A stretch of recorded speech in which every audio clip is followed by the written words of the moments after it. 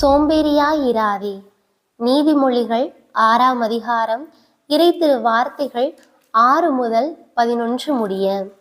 சோம்பேறிகளே, எறும்பை பாருங்கள், அதன் செயல்களை கவனித்து ஞானம் உள்ளவர்களாகுங்கள்.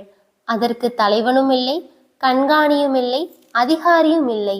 எனினும் அது கோடையில் உணவை சேர்த்து வைக்கும், அறுவடை காலத்தில் தானியத்தை சேகரிக்கும். சோம்பேறிகளே, எவ்வளவு நேரம் படுத்திருப்பீர்கள்? தூக்கத்திலிருந்து எப்போது எழுந்திருப்பீர்கள்? இன்னும் சிறிது நேரம் தூங்குங்கள், இன்னும் சிறிது நேரம் உறங்குங்கள். கையை முடக்கிக் கொண்டு இன்னும் சிறிது நேரம் படுத்திருங்கள். வறுமை உங்கள் மீது வழிப்பறி கள்வரை போல் பாயும். ஏழ்மை நிலை உங்களை போர் வீரரை போல் தாக்கும். இது ஆண்டவர் வழங்கும் அருள்வாக்கு. இறைவா, உமக்கு நன்றி.